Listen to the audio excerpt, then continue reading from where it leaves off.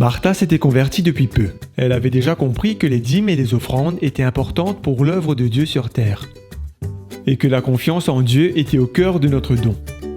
Elle sait aussi que sa dîme représente un pourcentage spécifié par Dieu, soit 10%. Mais elle se demandait, combien dois-je donner comme offrande ? Heureusement que Jackie était là pour lui expliquer tout ce qu'elle devait savoir. Jackie était non seulement devenue son amie, mais elle lui donnait également des études bibliques. Alors Martha, c'est quelque chose de très simple à comprendre. Paul suggère que nous donnions selon notre cœur. Certains s'engagent à donner un montant fixe, régulièrement, mais dans ce cas, une question se pose. Si quelqu'un s'engage à donner 10 € comme offrande à chaque fois qu'il reçoit son salaire, alors que fait-il s'il vient à perdre son travail ? Comment va-t-il maintenant donner ce qu'il ne possède pas ? De même, disons que tu t'engages à donner 10 € comme offrande. Mais voilà que tu décroches entre-temps un emploi avec un très bon salaire.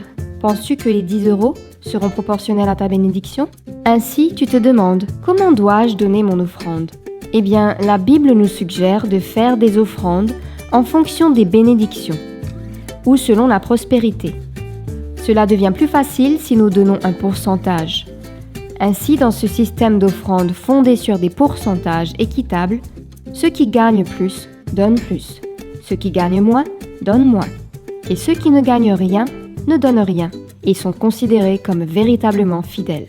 Facile, n'est-ce pas ? Ce plan de contribution systématique fut conçu par le Seigneur Jésus-Christ lui-même, qui donna sa vie pour que vive le monde. La cause de Dieu n'aurait plus à dépendre de dons incertains, suscités par des impulsions, et variant suivant les sentiments changeants de chacun. Alors que vous rendez vos dîmes et que vous vous engagez, demandez au Seigneur de vous aider à vraiment comprendre les principes de la dîme et des offrandes, pour que vous puissiez être utilisés dans l'œuvre de Dieu en contribuant au partage de l'Évangile à toutes les nations. Mettons nos désirs en dernier et Dieu en premier.